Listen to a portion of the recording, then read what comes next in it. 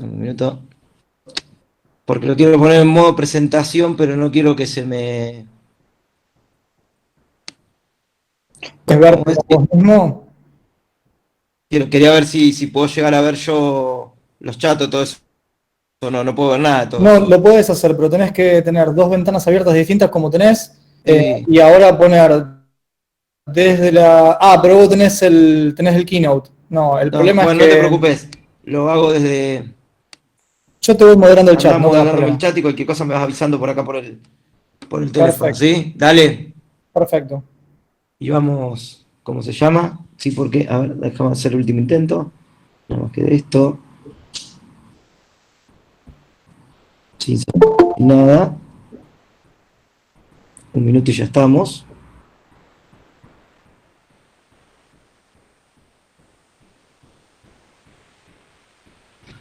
Porque por ahí lo puedo poner, quiero entrar semejante desde acá.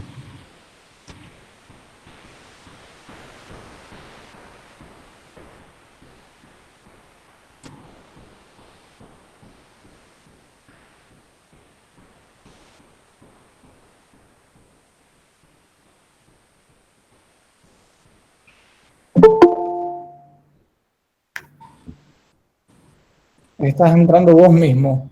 Sí, estoy entrando yo mismo. Imposible. Pato, lo haría más fácil, presentar tranquilo y te voy moderando las preguntas, ¿te parece? Listo, dale, más fácil. Para que me desconecto, porque si no va a ser insoportable.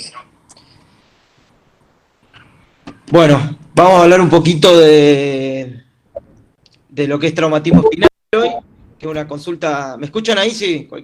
Vos, Fago, andá diciéndome Está que es perfecto. una consulta bastante frecuente en la guardia, sobre todo en el caso de urgencias. O sea, cada vez que van un politraumatizado va a haber un traumatismo espinal, ¿no? Por una cuestión lógica. Y de paso vamos a repasar algunos conceptos que también les van a servir para cuando llegue algún paciente con alguna compresión medular o con alguna lesión medular, o sea, eh, por alguna fractura que no quiere decir que sea traumática, que pueda ser espontánea, por un tumor o por alguna otra cuestión, ¿sí? Básicamente, la primera diapositiva que pongo siempre en este tipo de clases es la de la placa cervical, la RX cervical, es de alguna manera para que se vayan familiarizando con, con este tipo de estudio, que es un estudio simple, que uno lo puede pedir en cualquier guardia, y lo que tienen que ver acá, sobre todo, para que no se haga el lío, bueno, ya lo van a haber visto cuando ven las partes de imágenes, pero es el perfil de este par, y lo que uno tiene que ver acá es que ver las 7 vértebras cervicales que estén alineadas, que los cuerpos vertebrales estén todos simétricos, que no estén dados, y que no haya desplazamiento entre los cuerpos. Yo lo que no tengo es puntero acá, pero bueno, cualquier cosa me van diciendo y le voy marcando. Entonces, para empezar un poquito, los objetivos de la charla de hoy, ¿cuáles van a ser? Primero, antes que nada, vamos a definir un poco lo que es el traumatismo vertebral, conocer su importancia, conocer los conceptos básicos de la biomecánica y de la estabilidad de la columna, diferenciar de una lesión primaria de la secundaria, determinar los pasos diagnósticos a seguir, primero los clínicos y radiológicos, y esbozar el tratamiento médico-quirúrgico, o sea, el manejo de la lesión, ¿sí? Importante, que no lo puse acá, antes de comenzar un poquito con esto, siempre está bueno, a mí me parece que está bueno todo lo que está relacionado a veces con el sistema nervioso, o con esta parte que combina un poquito sistema nervioso con músculo esquelético, con esquelético más que nada, hacer un pequeño repaso de lo que es la anatomía y la función de la columna y de la médula, porque es lo que nos va a permitir poder entender mucho mejor esto. Sería, yo creo que conociendo, perdón que tome agua cada rato, pero se me seca mucho la boca, efecto del COVID, hay que hidratarse cada rato.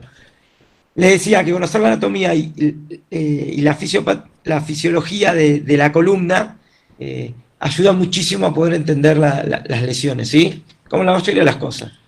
Entonces, eh, para empezar, sabemos que la columna vertebral se divide en varias columnas, tanto la cervical, la torácica, la lumbar y bueno, lo que es la sacrocoxigia. bueno, que la cervical son 7 vértebras, la torácica 12, 5 la lumbar y todo lo que es sacrocoxígeo es un bloque, que tienen diferentes curvaturas, que la cervical y la lumbar van a tener la famosa lordosis y la torácica la sifosis, o sea, la curva mira para adelante cuando hablamos de lordosis y para atrás cuando hablamos de sifosis, y que esa curva lo que nos van a permitir es darle un balance a la columna, o sea que siempre esté todo en el mismo plano, un balance sagital, que es lo que nos permite a los seres humanos poder bipedestar, poder caminar, poder estar de pie, dicho de alguna manera, ¿sí? Y que a medida que se altera eso, ya sea en este caso por un traumatismo, va a hacer que se dificulte ese caminar, estar parado, o sea, va a traer como consecuencia lo que después nosotros vamos a definir como inestabilidad, un par de cuestiones. Con respecto a cada una de estas columnas, lo que básicamente podemos decir es que las vértebras, tanto la cervical, dorsal y lumbar, las partes de las vértebras son las mismas, con algunas diferencias, pero son las mismas.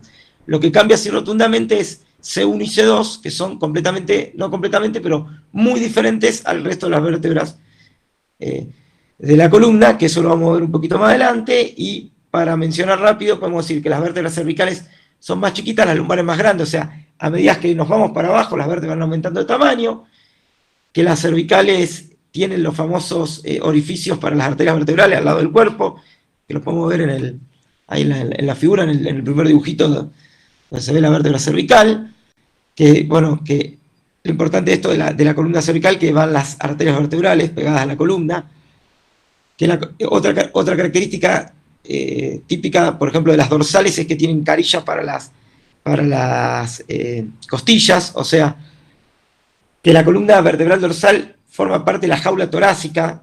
¿Por qué es importante esto? Porque hace que esa columna sea una columna más estable, o sea, a veces por más que se fracture o se lesione, tiene más estabilidad que las otras dos columnas, por el hecho de que está de alguna manera unida hacia adelante con las costillas y el esternón, entonces eso hace como un puente y a veces eso le da más estabilidad.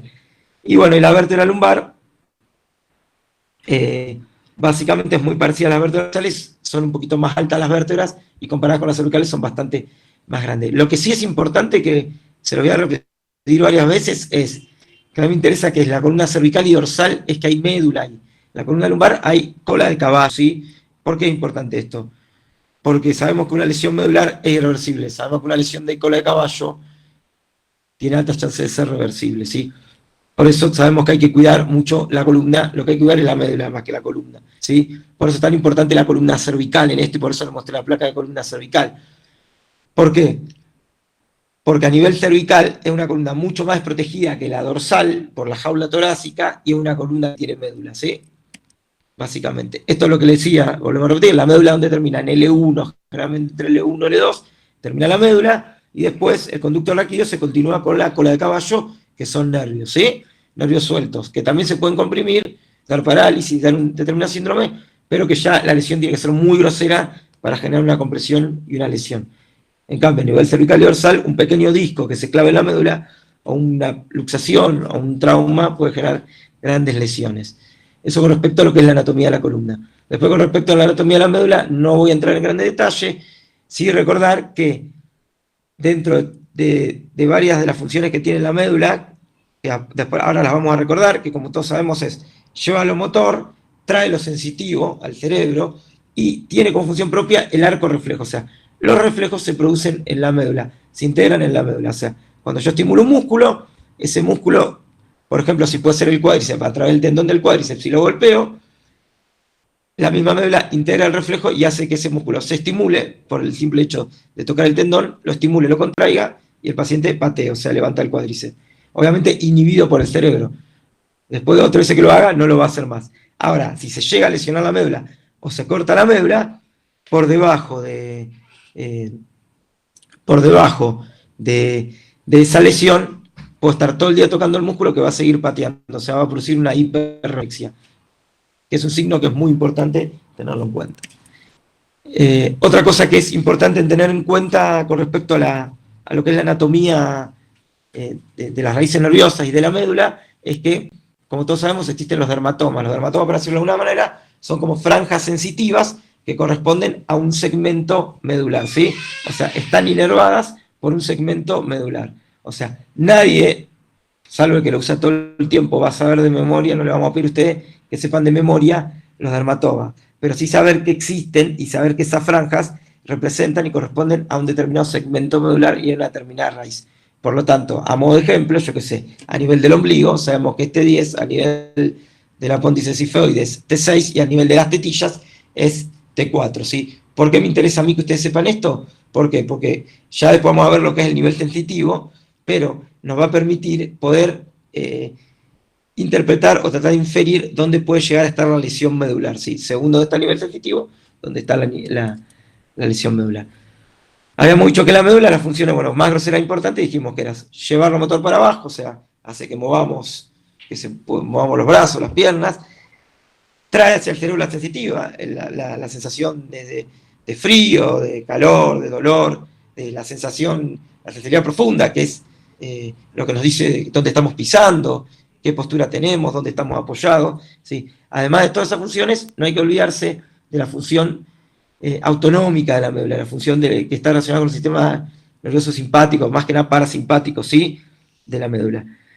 ¿Por qué es importante esto? Porque cuando se lesiona la médula, se lesionan estas funciones, y a modo de ejemplo, a nivel de la médula cervical, de la médula más alta, de T4 para arriba, está todo lo que tiene relación con las funciones respiratorias, funciones cardiológicas, o sea, como regulación de la frecuencia cardíaca, la función que es muy importante, lo que es el tono vasomotor arterial, ¿sí?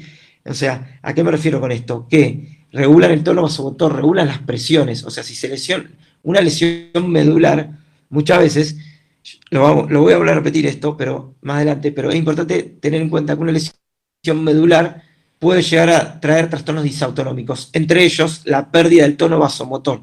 Si se pierde el tono vasomotor, se hace una hipotensión aguda, o sea, una dilatación de golpe de todos los vasos, la sangre se estanca ahí y va a ser un famoso shock neurogénico, ¿sí? Un shock relativo porque la sangre va a estar, pero dentro de los vasos, ¿sí? Son pacientes que se pueden morir en segundos o hacer un paro, ¿sí? Por eso es importante saber que la lesión medular tiene una potencial inestabilidad hemodinámica altísima, ¿sí? Por eso estos pacientes tienen que estar o en cuidados críticos siempre o en shock room de guardia, ¿sí? Por lo menos las primeras 48, 72 horas están recomendables. Bueno, un poco la función, yo le estaba mostrando un poquito la anatomía, pero a medida que le iba hablando, un poquito hablamos de la función de la columna vertebral, ¿sí? Repasando todo lo que dijimos antes, un poquito hablamos de la función más que nada de la médula, y con respecto a la columna en sí, la función de la columna es de sostén y de protección de la médula, ¿sí? O sea, el centro de gravedad y es lo que nos permite la flexibilidad, la estabilidad y la amortiguación.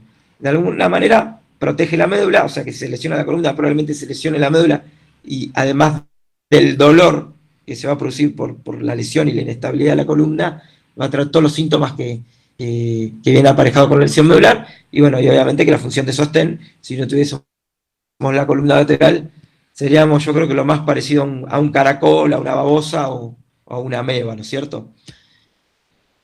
Volvemos a ver la misma placa, nuestra amiga de siempre, la cervical, donde podemos ver las 7 vértebras en esta placa, son las 7, si no cuento mal, que es fundamental eso. Realmente yo siempre el problema y mi pelea que tenía en mis primeros años de guardia era que me sacaban las primeras 5 vértebras y las 2 de abajo nunca te las sacan, ni hablar si el paciente es gordo o grandote. Bueno, pero lo importante es ver eso, que estén alineadas, que esos cuadraditos que ven ahí, que son los cuerpos de las vértebras, estén alineados, que estén todos en la misma línea, que no se vea ninguno comprimido, que no se vea ninguno desplazado, ¿sí? Descartar lo grosero. Después, las cuestiones finas, veremos, pero por lo menos siempre descartar lo grosero, ¿sí? Eso con respecto un poquito hablamos de la función y el repaso de esto que hablábamos de anatomía, ¿sí? Con respecto a los traumatismos, ayer Facu les decía que el traumatismo de cráneo era un poco la transmisión de una fuerza, de una energía hacia el cráneo, ¿no? Bueno, acá es la transmisión abrupta de energía cinética sobre la columna vertebral y su contenido. Cuando es abrupta e intensa, ¿sí? O sea, tiene que haber una transmisión alta, ¿sí? O sea, es muy raro que se produzca una lesión por un pequeño golpe, o sea, una caída, te diría que de altura, o un golpe banal que produzca una lesión medular o una fractura, tenemos que pensar que que es una fractura ya más de tipo patológica, que hay una patología agregada, o que hay una osteoporosis severa, o que hay un tumor y es una fractura patológica. Tenemos que pensar en otra cosa, ¿sí? Para que haya un traumatismo realmente, estamos hablando de un traumatismo raquimedular, por definición, o sea, estamos hablando de una transmisión abrupta, tiene que haber una energía importante, ¿sí? O sea, tiene que ser algo de alto impacto, ¿sí? Ya sea deportes, que se produce mucho, mucho en lo que es deportivo, todo lo que es deporte de impacto, lucha, rugby, bueno, todo lo que ustedes se imaginen, y bueno, y en accidentes de tránsito sobre todo, ¿sí? Y en algunos accidentes domésticos también, pero sobre todo en accidentes de tránsito. También se ve mucho lo que es la columna cervical en gente que se tira piletas vacías con poquita agua. En Córdoba también está descrito mucho, los ríos son playitos en Córdoba, los ríos de montaña, y la gente se tira de cabeza, acostumbrada quizá a ríos de mayor profundidad, hay muchas lesiones vertebrales, o acá, me pasó ver acá en el río, por ejemplo, cuando el río estaba abajo, Paraná Viejo, tengo un paciente hace 2 años que me entró que se tiró de cabeza, se clavó doble fractura cervical, y en el mar con los bancos de arena también. Tuve un caso, me acuerdo, en Buenos Aires. Con respecto... Facu, ¿vos querés aportar algo mientras? No, Pato, perdón, Está estaba bien, se muteado. escucha bien, ¿no? Sí, sí, se escucha perfecto. Me parece de que digamos, la primera parte de la charla está muy bien. Es un poco un repaso por las características estructurales de la columna y también la distribución y las estructuras del sistema nervioso, que de alguna forma configuran los patrones de presentación clínica y de susceptibilidad al trauma que después vamos a hablar. Son justamente las características de cada una de los subgrupos de vértebras, tanto sea cervicales, dorsales, lumbares y sacros, los que van a configurar después su susceptibilidad a distintos tipos de traumatismo, y las estructuras que contienen, que son las estructuras neurales, son las que configuran también la clínica. Entonces ese repaso me parece que sirve no a forma de ser completamente exhaustivo y descriptivo, porque son temas que todos ustedes ya han visto, ya han estudiado, sino una forma de recapitular un poco la importancia de la relación entre las estructuras óseas de la columna y lo neural. Pero me parece que estamos bárbaros. Ahora yo ya conozco la charla, así que sé que vas a avanzar hacia lo que son cómo se producen las fracturas y qué tipos de fracturas podemos encontrar en distintos sectores de la columna y cómo buscarlas. Qué bárbaro. Bueno, cualquier cosa igual interrumpe, no hablando por el chat, y Facu, vos que lo estás viendo, me avisás, van leyendo las preguntas. Si tienen alguna pregunta, lo ponemos en el chat y lo vamos discutiendo cuando sea el momento. Bueno, esta parte por ahí la voy a pasar un poco rápido para no ser tan pesado y no cargar tanto la charla, pero bueno, por ahí lo que decía Facu, un poco entender lo que es la biomecánica de las fracturas. O sea, la biomecánica es la parte de la física que habla un poquito de cómo actúan las fuerzas sobre el cuerpo, sobre los cuerpos biológicos, y a partir de ahí el resultado que van a producir esas fuerzas, ¿sí? Que van a actuar nosotros vivimos en la 3 dimensión, o sea, en los tres puntos del espacio, o sea, ya sea tanto la parte, cuando nos llamamos imágenes axial, coronal o sagital, ¿sí? De acuerdo a la posición que se encuentre, la persona y cómo actúe la fuerza, es el tipo de fractura que por ahí o una fuerza más quizás de compresión. Obviamente la intensidad de la fuerza es muy importante, que es lo que dijimos algo, pero yo que sé, a modo de ejemplo, lo más probable es que una fuerza que actúe con con la cabeza en flexión, una fuerza de compresión, va a traer probablemente una fractura aplastamiento. Si en el caso de que la fuerza sea más de distracción, quizás distracción, pero en flexión, va a traer más un tipo de fractura más de luxación, ¿no es cierto? La flexión va a tender a luxar porque va a desencastrar las carillas articulares, que era un poquito lo que hablamos antes, que yo no me quise poner pesado con la anatomía, pero sabemos muy bien que en la columna tenemos una parte anterior donde cuerpo con cuerpo se articula a través del disco, y una parte posterior donde tenemos los ganchos, que son las carillas articulares, ¿sí? Si hay un movimiento de flexión, ¿no es cierto?, importante, probablemente hace que eso se encastren, o la fuerza impacte sobre, recaiga todo sobre la parte posterior de la columna y termine luxando la vértebra, ¿sí? Tiene que ver más que nada con eso, con los tipos de mecanismos. Pero en realidad los fines prácticos no va a cambiar tanto, sino lo importante, por ahí a veces es más académico, más para el especialista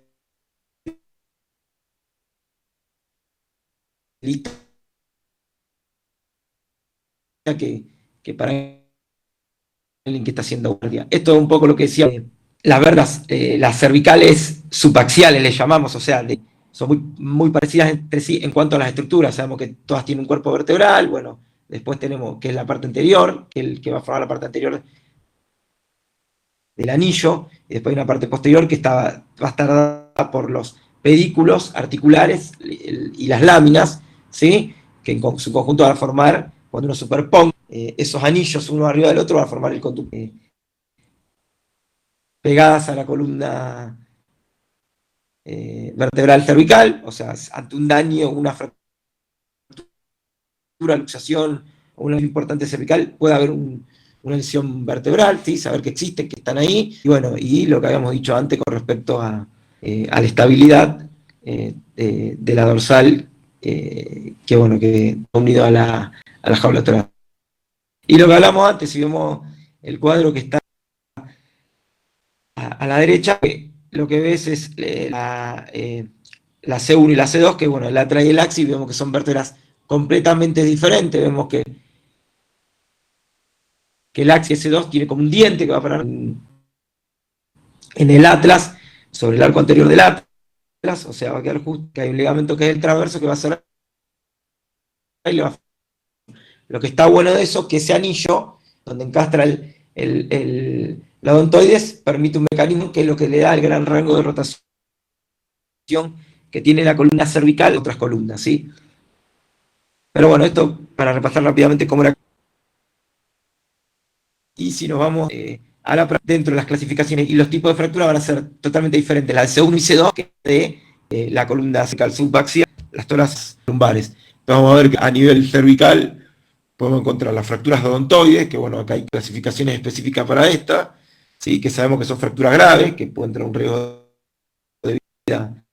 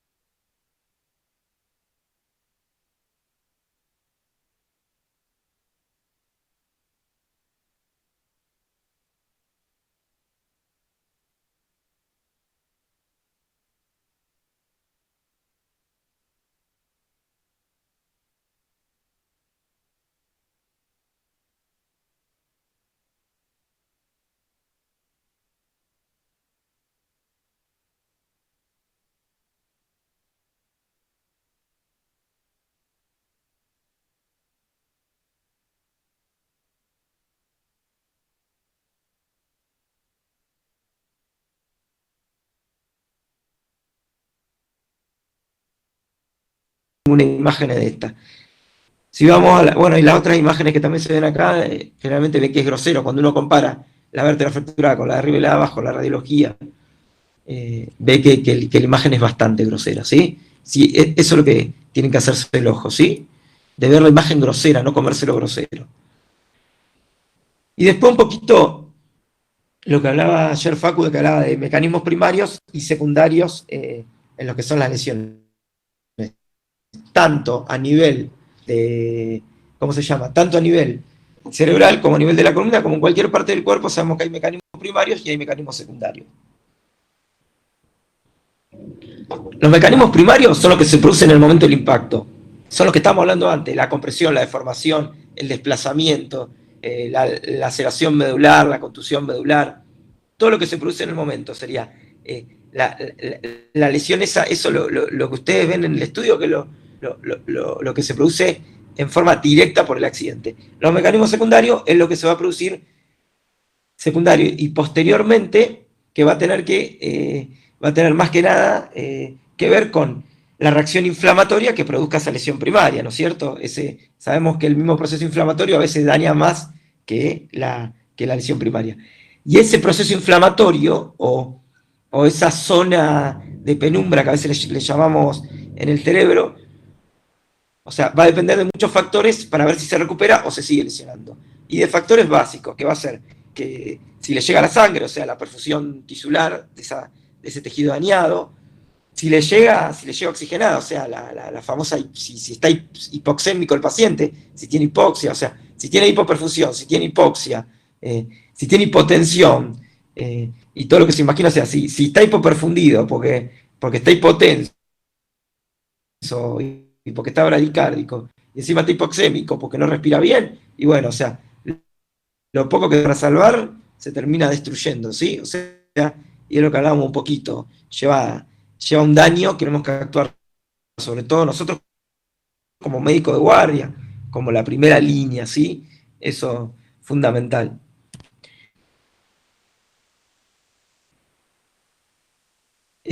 Con respecto, otro concepto importante es la estabilidad, un poquito con el daño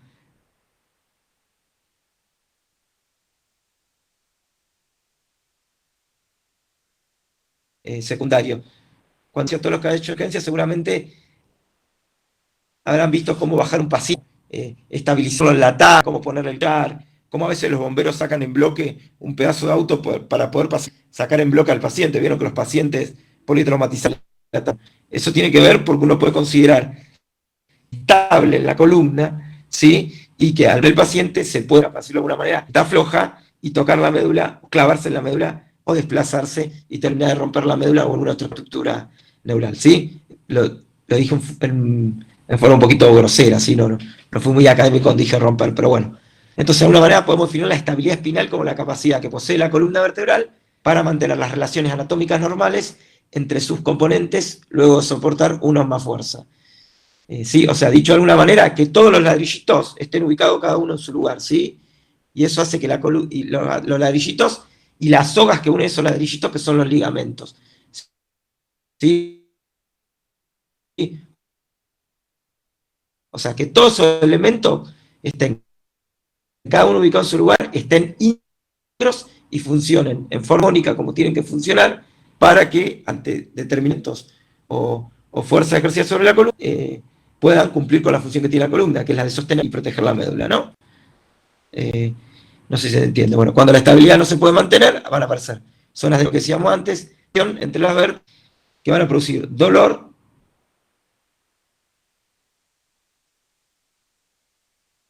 que pueden comprimir la médula o las raíces.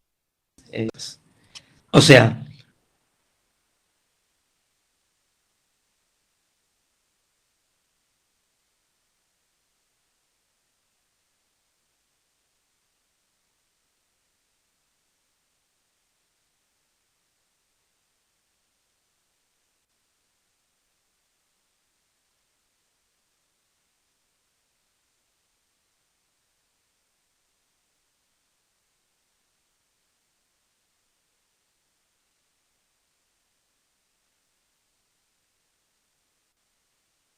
empiezo a subir, empiezo a subir, empiezo a subir, hasta que el paciente me dice, acá siento. Cuando me dice acá siento o acá siento normal, ¿sí? Ese es el nivel sensitivo, o sea, es el último segmento con sensibilidad conservada, ¿sí? El último dermatoma con sensibilidad conservada. Eso es el nivel sensitivo, ¿sí?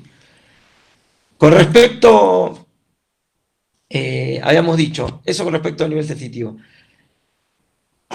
Teníamos que definir entonces el nivel sensitivo, el compromiso sensitivo, el compromiso motor, la estabilidad de la columna y otra cosa que por ahí estaría bueno definir es qué tipo de compresión medular tiene. Si es completo o incompleto. Viste que yo recién le decía que el paciente puede decir que refiere que no siente las piernas, pero también puede decir que refiere que las siente poco las piernas, ¿sí? O puede decir que refiere que siente las piernas pero que no las mueve, ¿sí? O sea, puede haber sensibilidad y no motor, dicho de alguna manera. O puede haber motor, pero a ver, eso es otra cosa que ahora lo vamos a ver, evaluar qué grado de pérdida de motricidad tiene, ¿sí? Después, ahora lo vamos a pasar rápidamente, hay diferentes tipos de síndrome de lesión medular, ¿sí? Los dermatomas sacros, mira, si voy para atrás en la diapositiva, vean que a veces los dermatomas sacros son los últimos de todos, en salir en las últimas raíces. O sea, si hay dermatoma sacropresente, nos habla de que es una lesión incompleta, ¿sí? Porque a veces no siente bien las piernas, pero tiene algo de sensibilidad en el perine. Y después, por ahí acá ya me meto mucho en lo que es trauma, ya es un poquito más avanzado, pero cuando hay una lesión medular, se puede producir lo que se llama shock medular. O sea, el paciente pierde toda la función medular, hasta los reflejos, todo de golpe. O sea, hay lo que se llama una paraplegia flácida. Cuando es completa, generalmente es flácida. Es un sachet de leche, o sea, para que ustedes lo entiendan. Ustedes lo quieren mover y no tiene tono, cero tono muscular, o sea, es como líquido, como si agarraran una bolsa de agua, un sachet de leche. Eso es lo que refieren algunos libros. Y ese shock medular, a veces lo que se recomienda es tomar un reflejo, que es el bulbo cavernoso, que es el que nos habla de que cuando termina ese shock medular empieza a aparecer los reflejos que el paciente ve. Se empieza a poner hiperrefléctico, espástico. Si usted ve a un paciente que tuvo una lesión medular, va a ver que está rígido. Bueno, cuando empiezan a aparecer esos reflejos, el primero que aparece es el bulbo cavernoso, que es un reflejo que, en el caso de tener un paciente sondado, cuando uno tira la sonda, se hace un tacto rectal, va a ver que se contrae el esfínter anal. Por ahí es muy técnico, pero se los menciono, porque cuando vean traumatismo raquimedular, van a ver que aparece muchas veces que la forma de presentación cuando es completo es el shock medular, y lo primero que en aparecer cuando empieza a terminar este shock es este reflejo bulbo cavernoso. Yo antes le decía que había diferentes tipos de síndrome, ¿sí? O sea, el síndrome puede ser completo de toda la médula o puede comprometer una parte de médula. Sabemos que la parte anterior de la médula lleva a lo motor, la parte posterior lleva, la parte lateral y posterior lleva a lo sensitivo. Lo posterior va a llevar la sensibilidad profunda y lo más lateral va a llevar lo más sensitivo, lo que es táctil fino-discriminativo, la termoalgésica, todo eso. De acuerdo a qué parte de la médula comprometa, puede ser que de un síndrome medular anterior, por ejemplo, que va a tener un trastorno más motor, te puede dar un síndrome, una sección medular, o sea, va a dar un trastorno motor de un hemicuerpo, pero quizá con la sensibilidad alterada del hemicuerpo contralateral, porque acordémonos que las fibras motoras se cruzan arriba a nivel del tronco y las sensitivas se cruzan abajo, en forma grosera, no todas. Y hay un síndrome que es muy frecuente, muy frecuente, que se hace en guardia, lo van a ver, que es el síndrome medular central, que tiene que ver con esto. La médula se nutre por imbibición en la parte bien central de la médula, ¿sí? Y a nivel cervical, muchas veces, por artrosis o por cuestiones congénitas, el conducto raquídeo es estrecho. Entonces la médula ya está apretada de por sí. Y al sufrir un latigazo, ¿sí? O un topetazo, yo qué sé, haciendo un deporte, o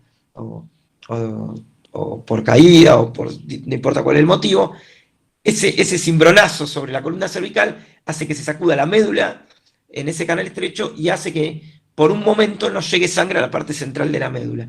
Y como la parte más central de la médula van las fibras, los nervios, que van a los brazos, van a ver que ese paciente va a venir con un trastorno mucho más profundo en los miembros superiores que en los miembros inferiores. Va a venir con mucha hiperpatía en la mano, con debilidad, o sea, con disparesia en los miembros superiores, y que son los miembros inferiores no tiene casi síntomas. Que es raro, porque uno se imaginaría que si hay una lesión, siempre el miembro inferior se va a afectar siempre, y el superior se va a afectar si la lesión es alta. Bueno, en este caso a veces se afecta solamente el superior y no el inferior, ¿sí? Si hablo muy rápido, los mareos me paran y le preguntan, preguntan en el chat que está Facu mirándolo, ¿sí? Con respecto a lo motor, es lo que habíamos dicho, ¿sí? Lo motor, viste que uno habla de paresia cuando hay debilidad y habla de plejía cuando hay parálisis completa, ¿sí? Después, la misma paresia hay diferentes grados para clasificarla. Realmente se clasifica de 1 a 5 según la capacidad de fuerza que tenga ese paciente, ¿sí? Y la paresia puede ser de un miembro, puede ser de un músculo o de un sector de un miembro, puede ser de ambos miembros, como puede ser la paraplejía, o de los 4 miembros una cuadriplejía. ¿Por qué puede ser de un solo miembro o de una parte de un miembro? Porque quizás afecte una raíz, es lo más frecuente, ¿me entienden? Hay una fractura, se rompe un pedículo, hay una hernia de disco traumática o algo, y se afecta una raíz. Entonces, puede haber, por ejemplo, si se afecta la raíz del L5 del lado izquierdo, o sea, ese paciente va a perder la dorsiflexión del pie. Eso sería una monoparesia, por ejemplo, o una monoplejía, ¿sí? Si tengo una lesión de 10, donde se me lesiona la médula, puedo llegar a tener tranquilamente una paraparesia o una paraplejía. Y en una lesión alta puede ser cuadripléjico tranquilamente. Con respecto a la cuestión motora, lo que yo le decía, hay diferentes clasificaciones neurológicas, la más conocida de todo, no a la motora en realidad, perdón, a la lesión medular, es la clasificación de Asia, donde evalúa, hace como un screening, o sea, se va a evaluar lo motor, se va a evaluar lo sensorial, eso me va a dar un score, ¿sí? Me va a dar una puntuación, y eso de alguna manera me permite hacer cierto pronóstico y gravedad de la lesión, ¿sí? Por ahí más fácil, a veces para tener la mano, lo que es yo antes dije perdón, la escala de Asia o la Frankel modificada, donde te clasifica en 5 grupos, va de A a E, y te habla desde una E, donde una recuperación normal, donde el paciente está libre de síntomas, a una A, que es una lesión completa. Y en el medio estarían las lesiones incompletas, que es lo que yo le decía antes. O sea, puede haber una lesión donde no hay función motora, pero sí sensitiva, ¿sí? Por debajo, obviamente, del segmento lesionado. Pero también puede ser incompleta y haber preservación sensitiva y haber parcial motora débil, o sea que quizá el paciente moviliza los músculos, pero no puede levantar contra gravedad o contra resistencia, y puede haber una incompleta donde hay sensibilidad conservada y motor leve, un déficit motor leve, para decirlo de alguna manera, superior a 3, o sea, un 4 en 5, para decirlo de alguna manera. O sea, levanta los brazos, los mueve, pero ante cierta resistencia no la puede vencer. Eso con respecto a los motores. Entonces, así rápidamente dijimos, ¿qué evalúo? Lo que tengo que evaluar es si hay un trastorno sensitivo, si hay un trastorno motor y la estabilidad de la columna. Esas son las 3 cosas groseras que voy a evaluar. Es con respecto. Y no hay que olvidarse lo que yo les dije, que esto cuando ya el paciente uno ya lo tenga quizás estabilizado desde el punto de vista hemodinámico y todo, no hay que olvidarse que puede haber trastornos disautonómicos, o sea que es un paciente potencialmente que se puede inestabilizar en cualquier momento por un trastorno centrorrespiratorio, cardiológicos o vasopresores. Y otra cosa que es importante, este paciente probablemente, si la lesión es completa, cuando tiene una lesión completa o hay una lesión grosera, también va a tener trastornos esfinterianos. O sea, es un paciente que por más que quiera orinar, no solamente no va a poder orinar porque no tiene esfínteres, sino que tampoco va a avisar que tiene un globo vesical porque no tiene sensibilidad. O sea, es un paciente cuando uno llega a la guardia a verlo, siempre le toca la panza, está distendido, le pone una sonda y orina 200 centímetros cúbicos, ¿sí? Entonces, el diagnóstico, básicamente, primero, como todo, lo que vamos a hacer es sospechar por el tipo de traumatismo que tuvo, ¿sí? Si es un politraumatismo, siempre se sospecha, y bueno, y después, según lo que refiere el paciente en cuanto a síntomas, obviamente que el paciente, estamos hablando de un paciente consciente, o sea, si el paciente refiere dolor en el cuello, en la espalda, en la cintura, con o sin irradiación, ¿sí? Algún tipo de déficit, ¿sí? Si refiere, yo qué sé, debilidad, dolor más debilidad, ¿sí? Porque si el síntoma es irritativo va a referir irradiación, o sea, va a referir un dolor en el cuello con irradiación del dolor al brazo. Pero si el síntoma es deficitario va a referir dolor en el cuello con debilidad de quizá las piernas o los 4 miembros, ¿sí? O piernas y brazos. Sospecho si hay hematomas craneofaciales, cervicales, lumbares, yo qué sé, cualquier otro tipo, fracturas costales, cualquier otro tipo de traumatismo, tengo que sospechar que puede haber algo en la columna, sobre todo en pacientes politraumatizados que están inconscientes o que no recuperaron totalmente la conciencia o que están chocados, ¿sí? Si hay trastornos respiratorios, disautonómicos, bueno, si hay globo vesical, priapismo, esto ya más grosero, ¿no es cierto? Obviamente si hay un trastorno de la sensibilidad, o la alteración de los reflejos, porque muchas veces no me da ese shock con esa paraplejía flácida y el paciente tiene hiperreflexia, si tiene dolor en alguna parte de la columna, sobre todo cervical o dorsal, con una hiperreflexia de los miembros, tengo que pensar que hay una lesión en la columna con irritabilidad de la médula. Quizás sin debilidad, porque antes de esto es importante, antes de que aparezca la debilidad en los miembros, lo primero que se va a afectar, y lo más sensible de todos, son los reflejos, es la hiperreflexia. Siempre que hagan un examen físico, ahora cuando vayan a la guardia, háganle los reflejos a los pacientes, por lo menos háganle el rotuliano, ¿sí? Acostúmbrense a verlo, porque el día que ven una hiperreflexia no se lo olvidan más, ¿sí? Después, si quieren, háganle todos los otros, pero por lo menos tengan un reflejo fijo. El rotuliano lo tienen que saber hacer, ¿sí? Después aprendan a hacer el Homan, el bicipital, tricipital, el aquiliano, todo lo que quieran. Pero el rotuliano es muy simple, ¿sí? Aparte, con 2 dedos, le dan con 2 dedos al tendón del cuádriceps y es muy fácil de hacerlo, ¿sí? Imágenes, lo que hablamos antes. Tengo un paciente que, bueno, ya dijimos, accidente, antecedente de trauma, síntomas que me pueden hacer pensar en una lesión medular, examen físico me hace pensar en una lesión medular, voy a hacer imágenes, ¿sí? Imágenes.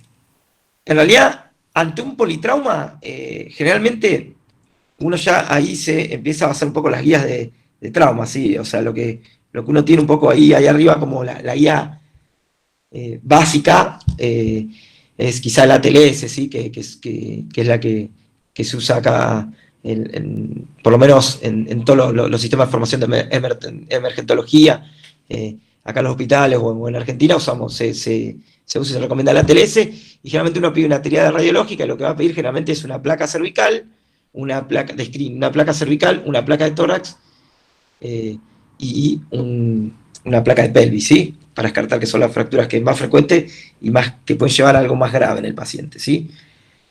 Bueno, primero haremos, como dijimos antes, lo que son radiografías simples, el primer estudio.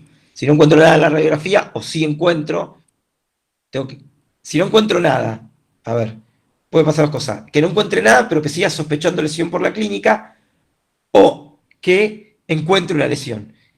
En los dos casos, tengo que profundizar los estudios. ¿Qué haría? TAC y tomografía, ¿no es cierto? Yo voy pasando imágenes, ¿sí? Antes pasé la cervical, donde vemos una fractura de luxación. Acá vemos una RX lumbar normal y después vemos una luxación que parece una lesión más crónica, la que se ve sobre la izquierda de la pantalla. Dorsal a veces es más difícil poder ver lesiones, yo siempre digo lo mismo. Si yo tengo una sospecha de una lesión dorsal, vayan directamente a una tomografía, por lo menos. A veces se puede ver, pero lo que pasa es que hay mucha superposición de imágenes en la columna dorsal, ya sea por los arcos costales, o por el esternón, o por todos los órganos que hay en el mediastino, bueno, por todas las estructuras que tiene el tórax. A veces es difícil interpretar una lesión, a veces la misma superposición de imagen puede producir faltas lesiones, o al revés, o taparnos alguna lesión, ¿sí? Entonces, volvemos a lo que dijimos antes. Si yo tengo una radiografía que me hace una radiografía normal, pero una clínica, un examen clínico, síntomas que me hace sospechar una lesión, tengo que profundizar los estudios. O si tengo una lesión, tendría que también profundizar los estudios. Entonces voy a pensar tanto en una tomografía como en una resonancia, ¿sí? En la, ¿cómo se llama? En lo que respecta a la tomografía, me permite ver en forma mucho más detallada lo que son las fracturas, las lesiones óseas, las carillas articulares, quizás lesiones de lo que decíamos antes, las apófisis articulares, que son lesiones más finas que a veces la superposición de estructura no nos dejan ver, ¿sí? Eso está muy bueno en la tomografía. Aparte de la tomografía, otra cosa que nos permiten, perdón, vuelvo para atrás, es poder reconstruir, ¿sí? Hacer reconstrucción en diferentes planos, sagital, coronal, reconstrucciones tridimensionales, ¿sí? Que eso también nos da una mayor definición del tipo de fractura, ¿sí? Y después, otro estudio que es muy importante es la resonancia. ¿Qué me permite ver la resonancia? Dijimos que la tomografía nos permitía ver muy bien el hueso. La resonancia me permite ver muy bien las estructuras neurológicas, que la médula, ¿sí? El líquido cefalorraquídeo, como se ve acá en la parte inferior de la pantalla, ¿no es cierto? Fíjense que hay una fractura, creo que es L1 ahí, por lo que veo, cómo se corta el canal, viene todo el canal con la médula y se corta. O sea, me permite ver los ligamentos, y me permite, hay diferentes secuencias, me permite distinguir entre agudo y crónico, que eso a veces también es importante, porque a veces hay pacientes que quizás tienen, sobre todo los pacientes añosos, tienen fracturas osteoporóticas viejas, y uno las encuentra y le deja duda si hay algo agudo o crónico. Sabemos que en la resonancia hay diferentes secuencias, como puede ser el STIR, ¿sí? O el mismo T2, que me muestra muy bien el líquido. Entonces vamos a ver que esas vértebras, cuando la fractura es aguda, esas fracturas van a brillar, igual que los ligamentos. Si están distendidos o afectados, van a brillar mucho, se van a poner muy blancos, ¿sí? También me permite ver los discos, ¿sí? Las estructuras discales, si hay una hernia, todo lo que sea tejido blando es muy bueno, o estructura nerviosa, es muy buena la resonancia. Y además, es muy buena para ver lo que yo le decía, entre agudo y crónico, me sirve para distinguir eso. Y después la tomografía, obviamente, más la tomografía nueva y sus reconstrucciones, para ver las óseas, ¿sí? Acá vemos una columna cervical, lo mismo, esto es una fractura por distracción. El paciente tenía una osificación de los ligamentos, por eso hizo este tipo de fractura, ¿sí? Fíjense en la resonancia, sobre todo en los cortes que están en la parte de abajo, izquierda, sería en el cuadrante inferior izquierdo, cómo se ve que hay una lesión medular, o sea, la médula brilla, se ve blanca, o sea, eso habla de lo agudo, eso quizá habla de... muchas veces también me permite ver compresiones y me habla un poco también de la urgencia, ¿sí? O sea, la resonancia de alguna manera también me va a manejar la urgencia, porque si hay una compresión de síntomas, me va a avisar de que tengo que salir corriendo. A veces, quizá el trauma produjo la lesión neurológica, pero no hay compresión, ¿sí? O sea, cuando hay compresión es urgente, hay que entrar a descomprimir, sobre todo cuando la sintomatología es incompleta, o sea, me habla de que hay médula sana y médula viva, todavía hay un hilo de conducción, o sea, por eso es tan importante distinguir entre completo y incompleto. O sea, yo tengo una resonancia donde veo que hay presión medular y tengo un paciente con un síndrome medular incompleto, tengo que pensar que todavía hay tejido vivo que puedo sanar y eso se transforma en una urgencia, ¿sí? De alguna manera. O sea, después va a venir el especialista y va a definir qué tipo de urgencia. Acá seguimos viendo un poquito más de imágenes. Acá vemos una luxación C3, C4, ¿sí? Fíjense la compresión medular que hay, cómo está comprimida. Aparte, ustedes piensen que están viendo un estudio que es estático, que es un paciente acostado. Imagínense que esa vértebra que está rota, miren la distancia en la imagen del medio que hay entre la espinosa, o sea, la parte posterior, la espinosa de C3 y C4, o sea, ese ligamento probablemente se cortó. O sea, este paciente tenga cortados los ligamentos, debe haber sido un mecanismo de distracción, hay una luxación vertebral, se desplazó la vértebra y se está comprimiendo la médula. Y probablemente, si uno baja mal del auto de este paciente, o lo traslada mal, o lo quiere trasladar sentado en un auto revoleando la cabeza, como la del gatito, esa que tienen los taxistas para todos lados, y tiene esta lesión, imagínense cómo va a quedar esa pobre médula. O sea, si tenía una chance de salvarle algo, se la hacemos perder. Por eso es tan importante a veces la movilización en bloque que hacemos en la urgencia, que hacemos en el lugar del hecho, como ponemos el collar y todas las medidas del manejo del politraumatizado, ¿sí? Otra lesión estamos viendo acá, lo mismo, ¿sí? Esto es un paciente también con un desplazamiento de la vértebra C4, C5, ¿sí? Esta va a ser una paciente, era una amiga que tuvo un accidente de tránsito. Este paciente hubo que hacerlo, obviamente, operarlo, hubo que reducirlo, o sea, fíjense cómo se ven en la imagen de la izquierda, ya reducida la columna, con tornillos que están fijados por atrás, y después se la terminó de fijar por delante, esta paciente. Fracturas de odontoides, lo que le decía antes, ya entran dentro de otras clasificaciones. También, cuando estas fracturas son inestables, o sea, el trazo a veces completo, hay que movilizarlas, tienen mucho riesgo de lesión de irse el odontoide para atrás, comprimir la médula. Acá, por ejemplo, damos de ejemplo un caso, este es un paciente añoso, por ejemplo, de 80 años, este paciente lo que tenía era muchísimo dolor de cuello, el paciente se le puso un tornillo. Si ustedes ven en la imagen de abajo, la del cuadrante sería medio inferior, ven que ahí la odontoide tiene puesto un tornillo, o sea, se unió la fractura con un tornillo, ¿sí? Que en el corte axial de al lado se ve bien el tornillo como se ve ahí perforando y atravesando la odontoides, igual, y en el de arriba hay un corte coronal, en el corte izquierdo de arriba, como se ve de frente el tornillo, ¿sí? Se ven los tres cortes. Bueno, y después hay un montón de formas de estabilizar la columna, ¿sí? A través de tornillos, realmente una forma muy común, por una vía posterior, se fijan de atrás, como una pared que se está cayendo, y ¿vieron cuando ven esos andamios que ponen para pararla? Bueno, lo mismo hacemos en la columna. Se puede ir por delante, por atrás, a veces... pero lo importante acá en la guardia para ustedes es llegar al diagnóstico de esto, ¿sí? Poder hacer el diagnóstico de que hay una lesión medular, ¿sí? Poder hacer el diagnóstico de una lesión medular para avisarle al especialista, al técnico, y que él pueda definir un poco cómo vamos a seguir, ¿sí? Por eso, esto un poquito a modo de querer mostrar las imágenes, la importancia de las imágenes, y la radiografía cervical, ¿por qué es tan importante? Facu, no sé si querés comentar algo, porque hace creo que media hora que estoy hablando ya me quedé sin voz. No, creo que tenemos, cuando termines la charla, tenemos que abrir un poco la discusión, empezar a pensar todo esto que nos estuviste contando desde el punto de vista del abordaje del paciente, empezar a charlar un poco de cómo vamos a organizar toda esta información con el paciente enfrente y sobre todo empezar a hablar un poco de los tipos de presentación, es decir, discutir un poco el paciente que ya se presenta con un déficit neurológico, que de alguna forma nos orienta ese déficit neurológico a buscar una lesión en la columna, que en cierta manera es el paciente que más apura, que más grave está, pero es el paciente que más información nos da. Por otro lado, está el paciente que no tiene déficit neurológico, que sufre un politraumatismo, y que encontrar una fractura espinal es un poco una mezcla entre métodos de diagnóstico por imágenes y una fuerte sospecha clínica de parte nuestra.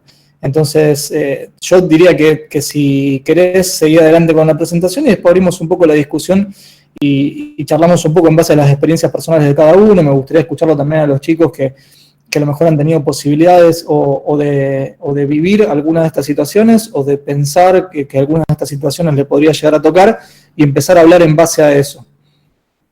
Perfecto, Facu. Bueno, a modo de repaso así rápidamente es lo que dijimos antes. Primero, obviamente, el evento, el accidente, o sea, ya sea referido por el paciente o en el caso del que esté inconsciente, por los acompañantes o testigos, siempre es muy importante recabar esa información cuando tenemos un paciente inconsciente. Si está obviamente un paciente lúcido, los síntomas, lo que refiere el paciente, qué siente, y el examen físico fundamental, lo que hablamos antes, cuáles son los signos de sospecha, ¿no es cierto? Dolor, como dijimos antes, dolor, déficit tanto sensitivo como motores, fundamentalmente esas cuestiones, ¿sí? Y después, bueno, ante la sospecha, ¿cuáles serían los estudios que habíamos dicho? Empezar por la radiografía y ir viendo si tenemos que después profundizar con la tomografía y una resonancia o con la radiografía ya está. Que un poco van a empezar a surgir preguntas, que si quieren después lo agregamos, que es, pero bueno, es lo que dijiste vos un poquito, vamos a abrir un poquito el paraguas si querés cuando terminemos eso. Con respecto al tratamiento, básicamente, en el paciente politraumatizado, que es quizá el que más van a ver, el que se va a ver en la ambulancia o el que te puede llevar en la guardia, fundamentalmente lo básico sería estabilizar al paciente, evaluar el daño neurológico y prevenir el daño secundario, ¿sí? Esas tres premisas yo creo que tienen que estar, y como cualquier paciente politraumatizado, lo que dijimos, en el lugar del accidente, siempre obviamente hay que inmovilizarlo con collar de Filadelfia y tabla rígida. Yo creo que hay talleres de esto, los chicos me parece que tienen talleres de politraumatizado y de urgencia, y si no, bueno, lo van a ver cuando hagan la ambulancia, con los médicos de ambulancia. En la sala de guardia mantenés la inmovilización siempre tenés bajo la presunción de que existe una fractura vertebral, y se evalúa la permeabilidad de la vía aérea, ¿no es cierto? Y las funciones respiratorias y cardiovasculares. O sea, el ABC, una vez que vos inmovilizaste el paciente, lo primero que hacemos es priorizamos lo que es el ABC, priorizamos la vía aérea, o sea, que el paciente tenga una vía aérea permeable, o sea, que respire bien, o sea, que sature bien, hoy con la oximetría de pulso, o sea, primero que entre el aire, que esté oxigenando bien, y la cuestión circulatoria, o sea, que tenga un ritmo cardiológico regular, que no esté hipotenso, todas las cuestiones que amerita lo circulatorio, o sea, fundamental el ABC, o sea, inmovilización y ABC, eso lo tienen que manejar, sí o sí, de taco de alguna manera, para decirlo, ¿sí? Y después viene lo otro, que es, una vez que tenemos estabilizado ese paciente, es comenzar la evaluación diagnóstica, que es lo que hablábamos antes. Quizá algo en el momento del accidente uno pudo, ¿cómo se llama? Pudo indagar, y si no, empezar a indagar mediante el examen, mediante el interrogatorio y el examen clínico, ¿no es cierto? Y neurológico, ¿sí? Después, mediante los estudios, la RX, la TAC y la RMI, y ahí volvemos un poquito atrás de lo que decíamos, ¿sí? Básicamente, eso sería como uno arrancaría, ¿sí? Y según el tipo de lesión, se va a decidir de haber lesión, porque puede ser que no haya lesión si el tratamiento es de resorte o quirúrgico. Una cuestión, perdón, que qué importante que una pregunta que no lo puse, que me parece que es importante, que la vamos a volver a ver. Puede ser que al tener un paciente politraumatizado, porque a veces en un accidente de tránsito te traigan al paciente y te lo dejan a veces hasta sentado en una silla, me ha pasado en la guardia, o en una camilla, con un collar cervical, y puede ser que el paciente esté completamente asintomático. A veces lo hacen completamente asintomático, o sea, está lúcido y completamente asintomático y sin ningún tipo de síntomas neurológicos. Ese paciente, lo que dice la guía es que uno hasta le podrías remover el collar, ¿sí? Que las chances de que ese paciente tenga un daño en la columna son mínimas, sería, y menos un daño que sea potencialmente grave, ¿sí? Para que ustedes se hagan una idea. Bueno, un poquito volviendo a lo que habíamos dicho antes, vuelvo para atrás, perdón. Entonces, lo importante es la inmovilización para prevenir mayor daño medular, ¿sí? La resucitación médica agresiva, hablamos del paciente sobre todo grave, ¿sí? Bueno, con la terapéutica farmacológica como protección neuronal, que ahora eso también voy a hacer un pequeño impasse. Bueno, la alineación vertebral para reconstruir la anatomía normal y la estabilización espinal y la descompresión medular para permitir la rehabilitación y facilitar la recuperación. En caso estamos hablando de que haya una lesión medular, ¿sí? Es importante. Ahí ustedes van a ver que en las guías, ¿por qué puse esto de la terapéutica farmacológica?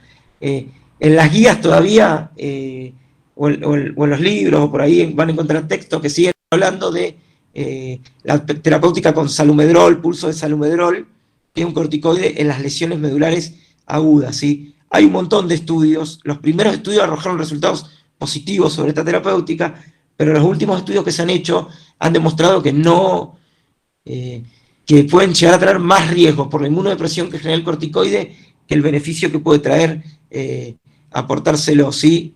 Realmente uno hoy no lo recomienda. Hasta hace poco, en algunos pacientes pediátricos se recomendaba por una cuestión legal. La gente del Garraham, en algunas charlas yo he escuchado que lo recomendaba por cuestiones legales de darlo. Pero realmente no hay una evidencia que esto sirva, ¿sí? Pero bueno, básicamente lo que me interesa es que se queden más que nada con la diapositiva anterior, ¿sí? Bueno, y en forma de conclusión, en el caso de que haya una lesión cervical, sería donde piensa que puede llegar a ser quirúrgica, primero que nada hay que determinar la estabilidad de las lesiones según la resonancia TACO-RX, la reducción temprana y la cirugía para lesiones medulares espinales o fracturas inestables. Bueno, es fundamental, por lo que dijimos antes, por el daño secundario, ¿sí? La movilización temprana de pacientes con lesión medular reduce el riesgo de complicaciones, y bueno, y la elección del abordaje va a depender del tipo de lesión y debe proporcionarse, bueno, obviamente que una excelente estabilización en los casos de que hablamos de que sea quirúrgica, ¿sí? Pero esto es me parece más para el especialista. Bueno, siempre me gusta mucho esta frase, a mí siempre la pongo, que es: el que no sabe lo que busca, no entiende lo que encuentra. Muchas gracias. Yo vuelvo voy a dejar de compartir, Facu, a ver si puedo volver a entrar. Perfecto. ¿Sí? Ahí está, creo que ahí estoy. Sigo compartiendo. No sé si fui muy rápido a lo último. Estoy presentando. Me parece que... Ahí dejé de presentar, sí, podemos hablar tranquilo. Perfecto, sí, me parece de que la charla de alguna manera lo que transmite es un poco cuáles son los conceptos y el razonamiento detrás de la evaluación del paciente. Creo que eso es lo valioso de toda la presentación, que estuvo perfectamente orquestada. Y ahora el ejercicio que nos queda, un poco entre todos, si es que tienen ganas entre todos, es de empezar a pensar escenarios y cómo organizar esos conocimientos que nos acabas de transmitir. Porque la urgencia lo que de alguna manera nos exige es que los conocimientos estén organizados de la forma lo más práctica posible para que sean de fácil acceso. Es decir, no podemos estar ni dudando, ni hojeando papers, ni haciendo... no podemos estar perdiendo mucho tiempo y tenemos que tener digamos, la forma de actuar lo más fresca y decidida posible. Una cosa que me gustaría comentar, si no les ha pasado ya, les va a pasar en breve. digamos, hay una tendencia en cada centro donde les toque practicar la medicina, donde hay una especie de costumbre instalada, y sobre todo en cuestiones de traumatismo, es decir, la cuestión está de acá hacemos las cosas de esta forma y acá hacemos las cosas de esta otra forma, que pueden ser radicalmente opuestas de un centro a otro. Obviamente en la posición de médicos recién llegados a un centro es difícil cambiar la forma en cómo eso funciona, pero sí tiene que haber una convicción muy grande de parte de ustedes de que hay una diferencia entre hacer las cosas por costumbre y hacer las cosas con evidencia y con sustento. Es decir, hoy en día, gracias a la medicina basada en la evidencia, sabemos qué es lo mejor que podemos hacer para el paciente. Y muchas veces ese conocimiento que adquirimos en los últimos años, que es tan cambiante porque la evidencia se va produciendo día a día, a veces choca con lo que se hace de rutina en un centro asistencial. Entonces puede ser de que lo que ustedes estudien o lo que ustedes vean en los papers, en los libros, en las guías, contraste muchísimo con lo que se haga. Alguien les puede decir, no, pero yo vengo haciendo esto hace 15 años y la verdad que tengo buen resultado con los pacientes. Bueno, la idea de generar evidencia, de generar medicina basada en la evidencia, es de que no sea la experiencia de un solo profesional, sino que sea una experiencia compilada de muchos centros, de muchos profesionales, que tenga una solidez metodológica que nos permita basar nuestras decisiones en esa evidencia. Lo que decía Patricio del tema del uso de los corticoides en el trauma medular es un caso paradigmático. Prácticamente uno asocia corticoides con tratamiento o con efecto antiinflamatorio y resulta de que ese pensamiento lineal, cuando lo llevan a la práctica, en realidad no termina siendo así. En los estudios que decía Patricio, sobre todo los 3 NACIS 1, 2 y 3, son 3 estudios que demostraron en el análisis ad hoc, o sea, en el análisis previo a la realización del estudio, de que no había beneficio en cuanto al outcome, al resultado de los pacientes que se les administraba corticoides, y que no era cualquier corticoide que estaban probando, sino era la metilprednisolona. Obviamente después hubo análisis post-hoc, que es básicamente tomar los datos que produce el estudio, analizarlos a posteriori y tratar de encontrar la forma de que eso genere un beneficio. Algunas publicaciones encontraron un beneficio post-hoc. Ustedes bien saben de que lo que realmente vale en evidencia es lo que uno hace antes de diseñar el estudio, es decir, todo lo que son el procesamiento ad hoc. Es, yo diseño este estudio para probar esto de esta manera. Si el estudio me dice que no tiene beneficio, y bueno, no hay beneficio. No tiene ningún sentido analizarlo después de otra manera, mirarlo de otro ángulo para ver si me da el resultado que yo quiero encontrar. Entonces, un poco con los corticoides eso, se pueden llegar a encontrar de que entra un trauma medular y le hacen un toquecito de dexametasona para tratar de bajar la inflamación de la médula. Eso en realidad, por más de que no puedan frenar de que eso suceda, porque quizá no estén en la posición de autoridad para hacerlo, no absorban eso como una terapéutica fiable, porque está demostrado que todo corticoide en trauma agudo medular aumenta las complicaciones y no mejora el pronóstico. Bien. Como, perdón, Facu, estamos hablando de en cuanto a la lesión medular. No, seguro, obviamente, seguro. si vos tenés un politraumatizado y por ahí tiene una lumbociatalgia porque, yo qué sé, por el mismo golpe, porque rehuyó una hernia de disco, por un montón de cuestiones, o sea, sabemos que el corticoide es siempre teniendo todos los recaudos que hay que tener, porque es un gran productor de hemorragia digestiva cuando lo potenciás con el AINE, es un muy buen antiinflamatorio, o sea, te diría que es el antiinflamatorio de elección muchas veces, ¿sí? Pero estamos hablando de una ampolla de dexametasona, ¿sí? Nada que ver con lo que decía recién Facu, que en estos estudios que se hablaba de un pulso de salumedrol, o sea, eso por ahí, para que lo sepan, o sea. Bien, después, salteado lo de los corticoides, quisiera que empezáramos a charlar un poco en las cuestiones que les comentaba antes, es decir, las formas de presentación. Generalmente cuando llega un paciente o el paciente no llega al centro asistencial, yo creo que hay dos grandes grupos de pacientes que podemos definir, que es el paciente en el cual nuestro examen físico nos arroja un déficit neurológico, que como les decía antes, me parece que ese paciente es el que peor la lleva, el que más urge tratar, pero al mismo tiempo el que más información nos da. Los datos que le pasó Patricio, la refrescada de conocimientos que le pasó Patricio recién, les hacen acordar de que para cada déficit neurológico hay un valor topográfico, es decir, lo que presenta el paciente nos da la posibilidad a nosotros de ubicar dónde se produjo el daño. Eso no solo es importante para la sintomatología, para el tratamiento, sino para dirigir los estudios diagnósticos. Es decir, un paciente con un déficit neurológico que tiene una paraplegia, pero tiene por encima de los niveles lumbares los reflejos cutáneos conservados y hay una normalidad del examen neurológico conservada, nos permite orientar nuestros estudios diagnósticos y nuestros esfuerzos terapéuticos a la región lumbar. Lo mismo pasaría a nivel cervical, a nivel dorsal y demás. Entonces, todo lo que les contó Patricio recién de la anatomía topográfica, neurológica y espinal les sirve para lograr hacer achicar el espectro de dónde puede estar la lesión. Es decir, si tenemos un paciente que está cuadripléjico por un trauma, después de un traumatismo, no puede mover ni sus brazos ni sus piernas, si bien puede tener asociada una lesión a nivel lumbar y a nivel torácica, nuestros esfuerzos diagnósticos tienen que estar dirigidos a la región cervical, que es donde más probablemente encontremos ese tipo de lesiones. De la misma forma pueden encontrar varios cuadros y es bueno hacer un poco el ejercicio, pensar distintas formas de presentación del paciente con el déficit neurológico y empezar a jugar un poco, al menos de forma teórica, en dónde podría estar la lesión ubicada.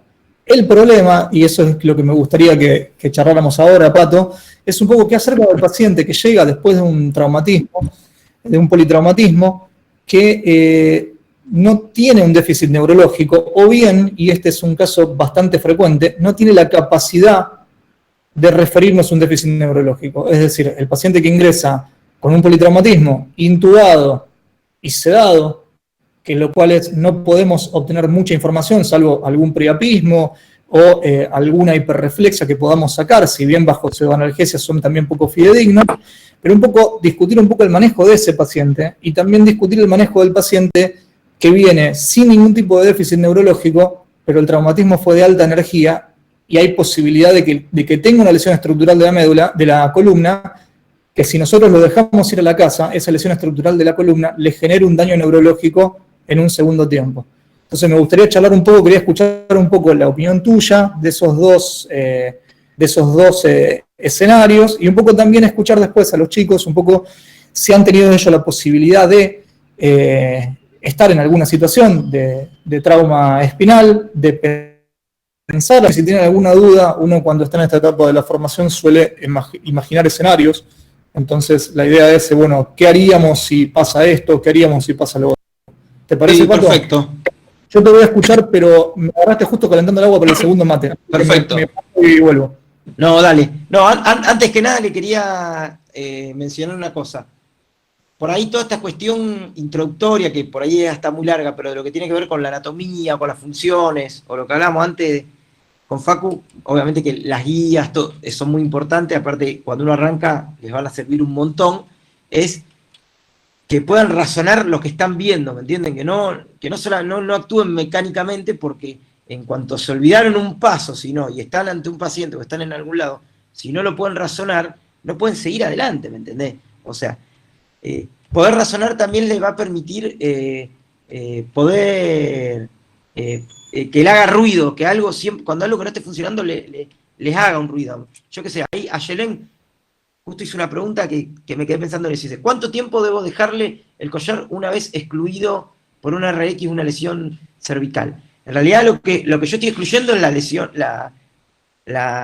lesión ósea, grosera, o la luxación o el desplazamiento. Pero después va a depender de la clínica del paciente. Si el paciente está sintomático y no le duele nada, sacáselo al collar si tiene una cervical normal. Ahora, la pregunta es la siguiente. Si ese paciente, tiene una radiografía cervical normal, pero tiene una cervicobraquialgia deficitaria, o sea, tiene un dolor que se le va al brazo y el brazo lo tiene débil, ¿me entendés? Le saco el collar y a ese paciente no.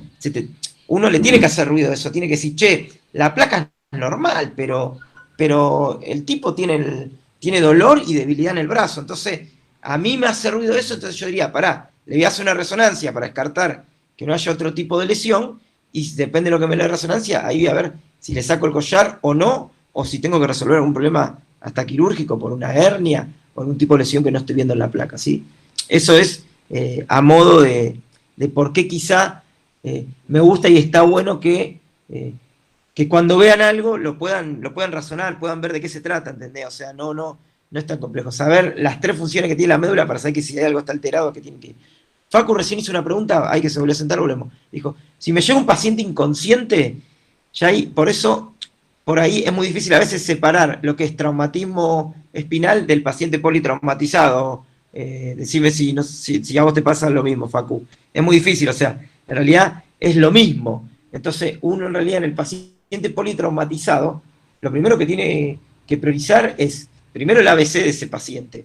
Primero, ¿por qué lo tenemos inconsciente? Habría que ver, ¿sí? Si no hay una lesión cerebral también y eso. Entonces, yo ese paciente primero lo tendría con el collar cervical hasta, si lo tengo que tener 5 días con el collar cervical, no va a pasar nada, puede estar en terapia, ¿me entienden?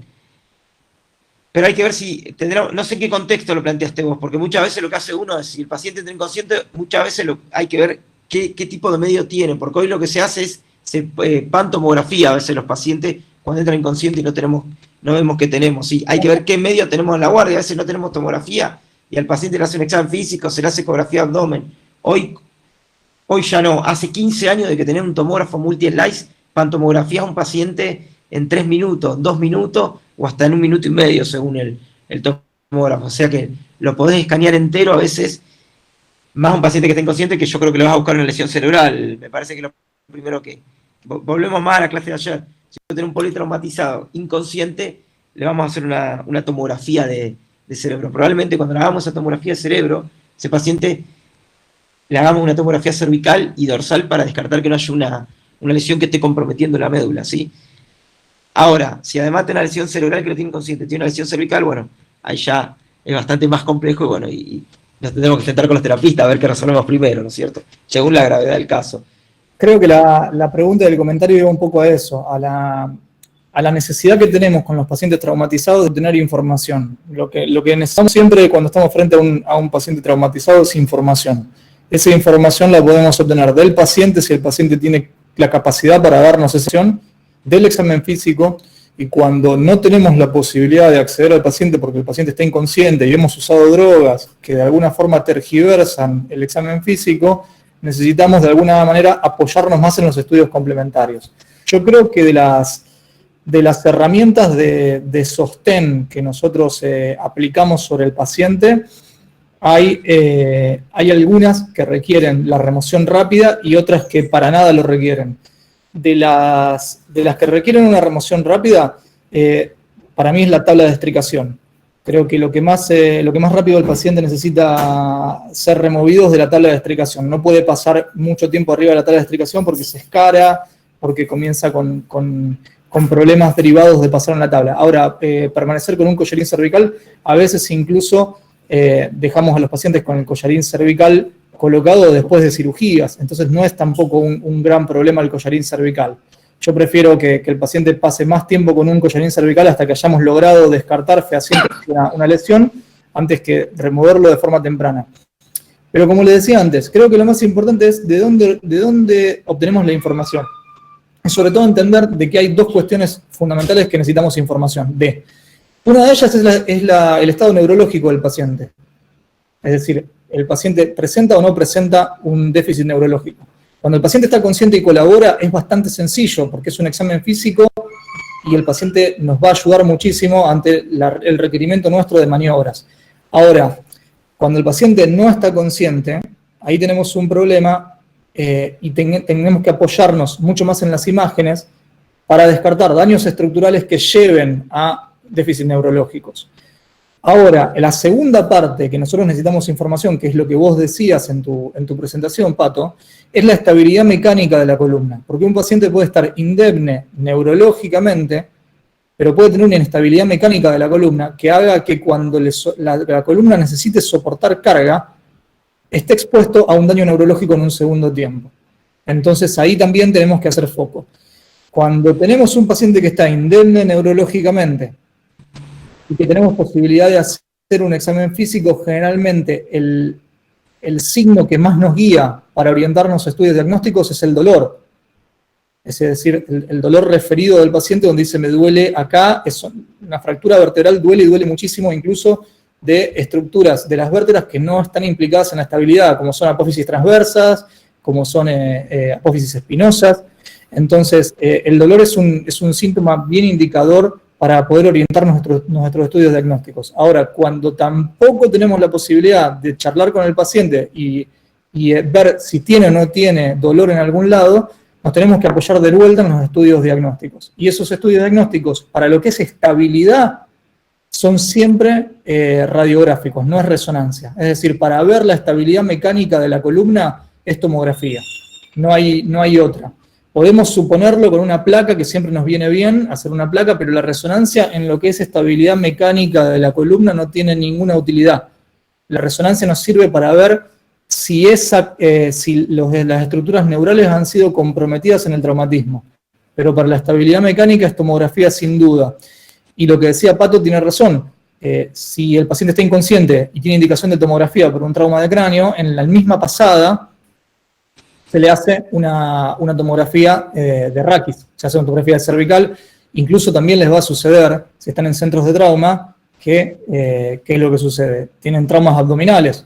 Entonces, si tienen un trauma abdominal y los cirujanos necesitan hacer una tomografía de abdomen, se le hace una pasada entera y de esa manera obtenemos toda información sobre el estado del paciente. Esto es fundamental en pacientes que no colaboran. Yo no sé, Pato, si vos tenés alguna opinión distinta al respecto. No, coincido sobre todo lo primero que dijiste, lo de la tabla. Está demostrado que más de 8 horas de tabla se escara el paciente, o sea, es recontra agresiva la tabla. La tabla, el paciente que está estricado a la tabla, recontra agresivo. Por eso muchas veces uno llega a ver el paciente y está muerto de dolor, pero es por la tabla, no por el trauma. Eso, Facu, te habrá pasado, me imagino, un montón de veces. O sea, el collar cervical, sí, déjenselo todo lo que quieran. Pero la tabla, si el paciente llega y ve que no tiene ningún síntoma neurológico y no refiere ningún dolor a la espinopalpación, y lo tienen en la cama, o sea, no lo tienen parado ni caminando, le pueden sacar la tabla, ¿sí? Porque no va a generar ningún daño por estar en la cama, si no tienen...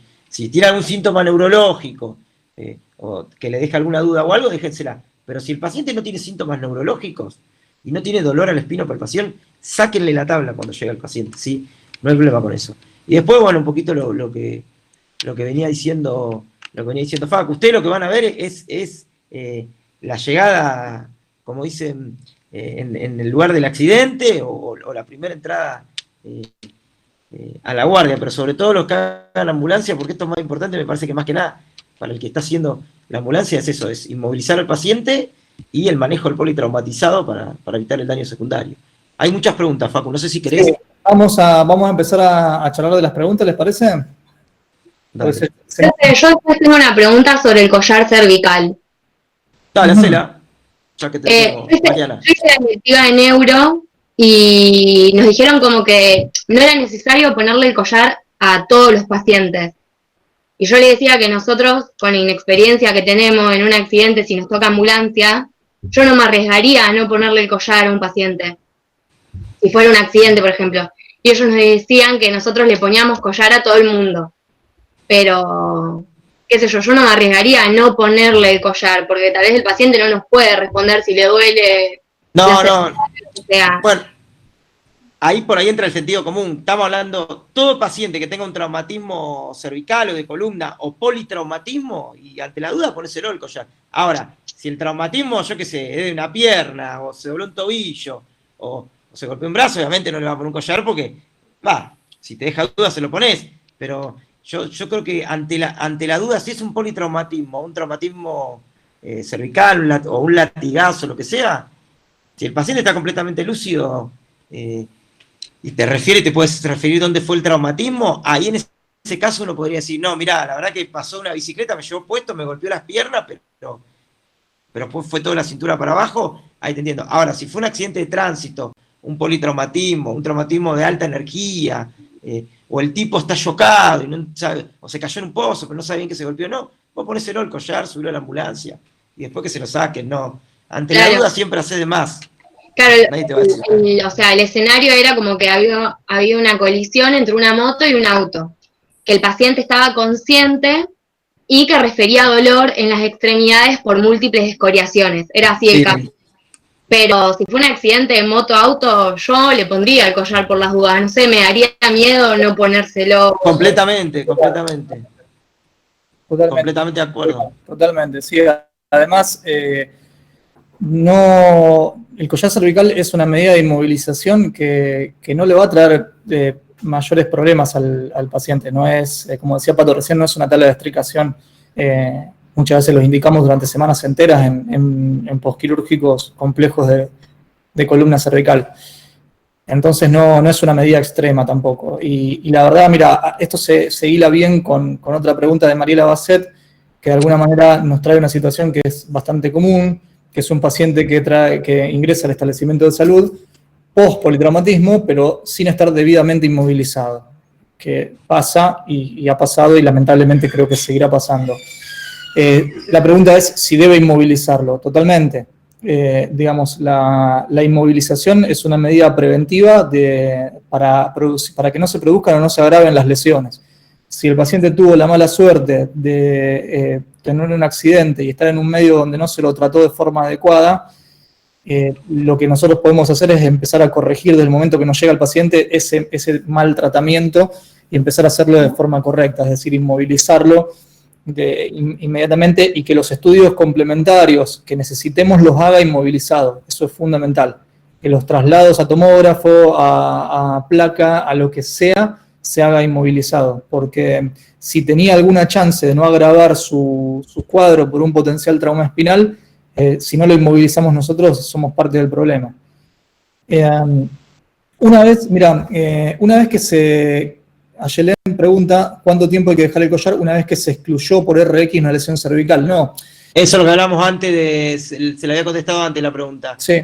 De que ahí era que justo yo le estaba diciendo que toda la introducción y todo lo que uno da es porque lo que uno quiere, más allá que obviamente que saber qué hay que hacer por lo que dicen las guías y qué sirve y qué no, porque en realidad las guías nos sirven para saber si sirve o no el corticoide, pero bueno, después hay una cuestión de criterio que las guías no pueden reemplazar. Y acá lo que yo le decía a Yelen es que ella lo que tiene que pensar es si el paciente tiene algo que le haga ruido. A ver, una cosa es un paciente que está sintomático completamente, con una RX normal, y otra cosa es un paciente, le decía a ella que tenga una RX normal, pero que te refiera a un dolor en el brazo, que irradia el brazo, o un dolor deficitario, ¿me entendés? Entonces quizá ahí te cambies. Hay otro concepto que quizás sea bueno que lo conozcan, pero no sé si no es complejizarle mucho la cuestión, es que yo le hablé que había dos puntos importantes. El primero, el estado neurológico del paciente, y el otro, la estabilidad del raquis. La estabilidad del raquis se puede dividir en dos: una estabilidad estática, valga la redundancia, y una estabilidad dinámica. ¿Qué significa eso?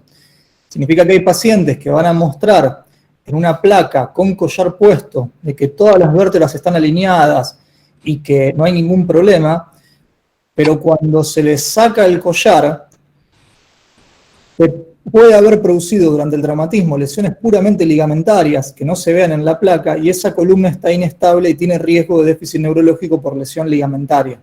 Entonces, no es por meterles ni más información, ni más miedo, ni más complicaciones, pero tienen que saber de que si un paciente que tuvo un traumatismo, ustedes le colocaron el collarín, le hicieron los estudios complementarios, no parece tener ningún tipo de lesión porque le hicieron una tomografía o una placa y las vértebras están alineadas, no tienen signos de fractura, nada.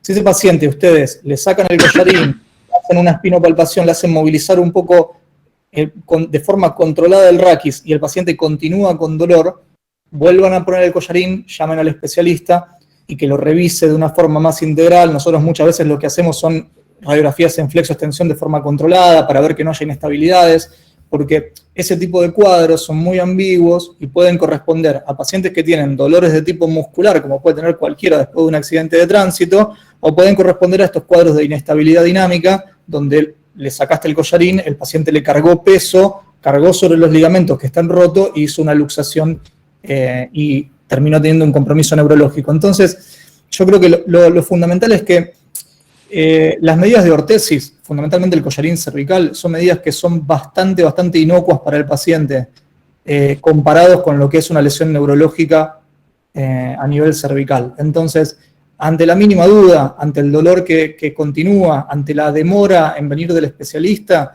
que continúe con el collarín. No va a tener mayores problemas, más que una mala anécdota de disconfort en la guardia, de me dejaron con el collarín 5 o 6 horas mientras venía el especialista. La verdad que eso pasa a lo anecdótico. Ahora, retirar un collarín cuando no era indicación de retirarlo, tiene consecuencias mucho más graves y me parece que costo-beneficio siempre es mejor dejárselo un poco más.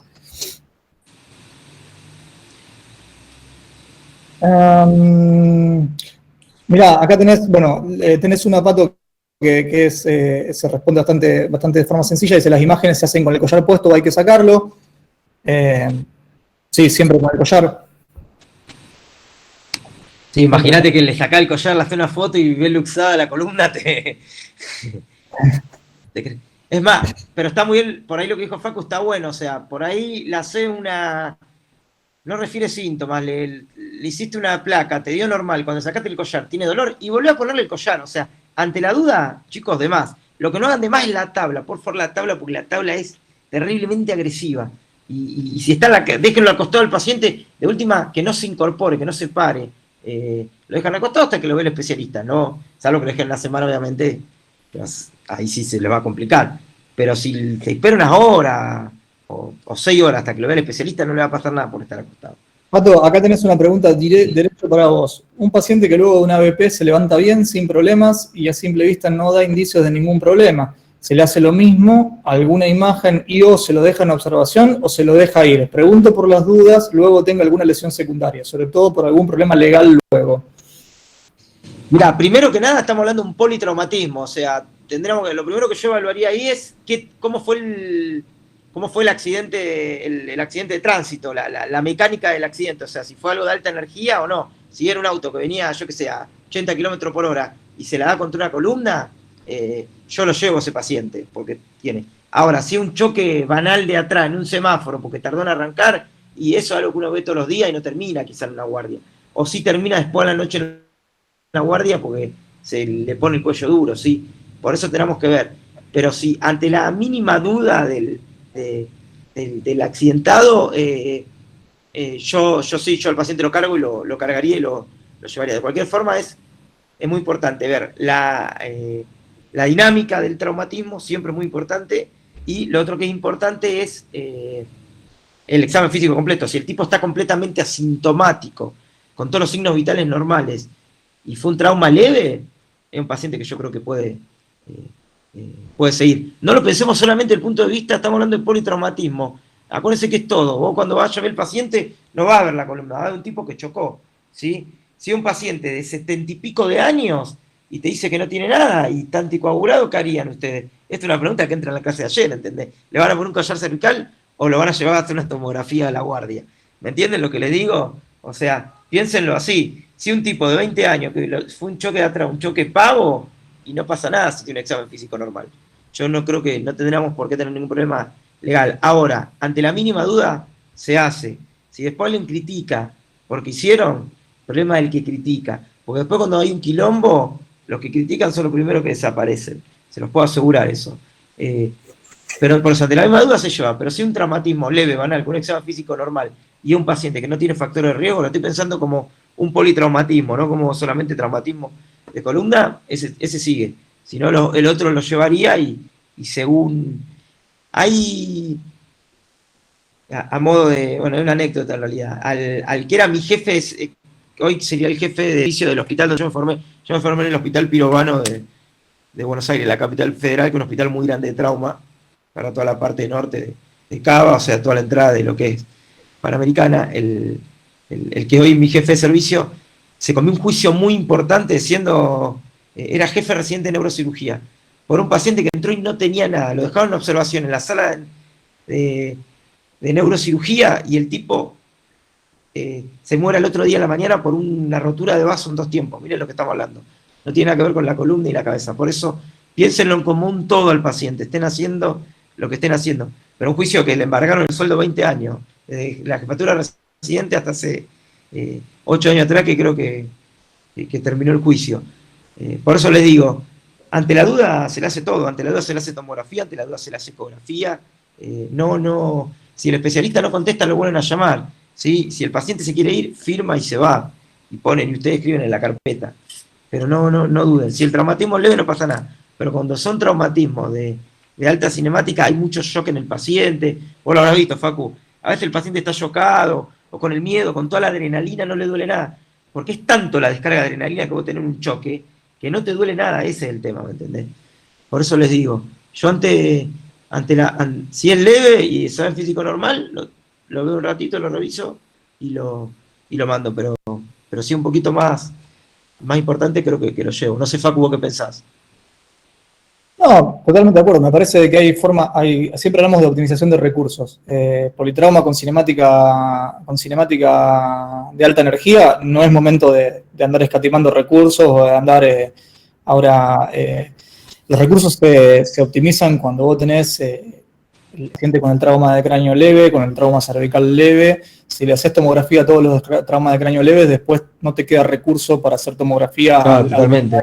Grave. Lo mismo pasa con el trauma espinal.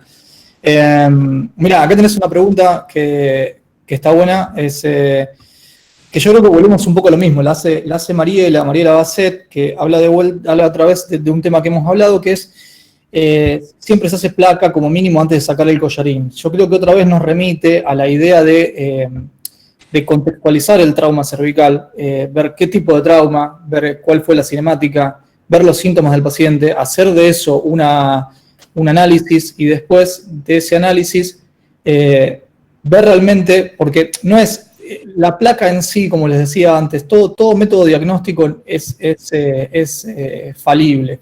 Entonces, si nosotros nos metemos en la cabeza que es placa y retiro collarín, en algún momento vamos a cometer un error. Si nos metemos en la cabeza que es tomografía y retiro collarín, vamos a cometer un error. Hay que saber un poco qué papel juega cada método complementario y qué información nos puede dar. Cuando ustedes hacen una placa o hacen una tomografía, lo que están viendo es la estructura ósea de la columna y la estabilidad estática de la columna.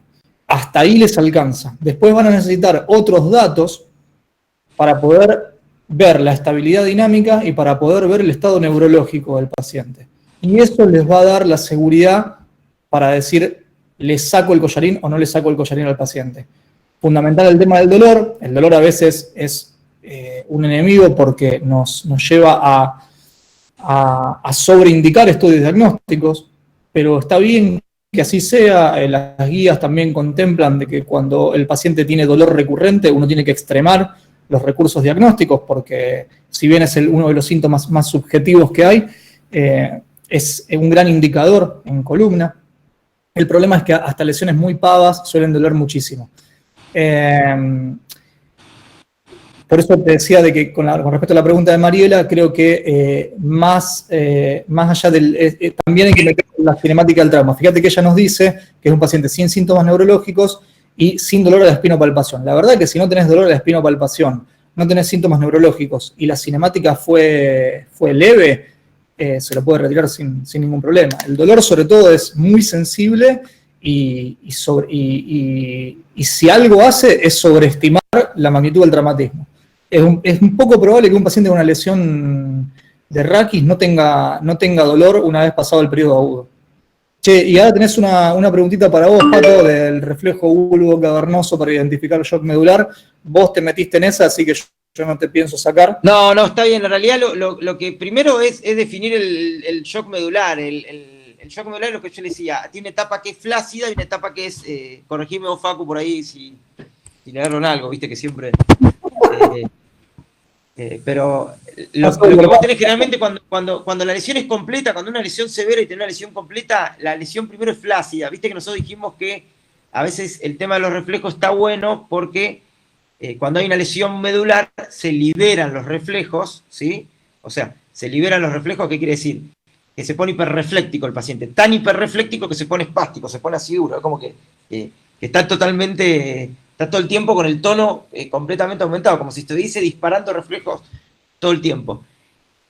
Pero la primera etapa en realidad es flácida, es como que la médula queda chocada, ¿me entienden? Entonces es como que pierde todo tipo de función, hasta ese tono que lo da la médula. Cuando se empieza a ir a veces ese tipo de respuesta flácida, empieza a aparecer lo que es el reflejo bulbo cavernoso, que es lo que uno toma en el shock medular, que lo que hace en realidad tiene que hacer un tacto rectal y tiene que comprimir el glande, sería comprimir el pene, o algo que sería menos por ahí agresivo es, como son todos pacientes que tienen sonda vesical, tirás de la sonda y estimulás tirando la sonda. Y se contrae cuando se empieza contra los primeros reflejos que aparece, que es que se contrae el esfínter anal en realidad.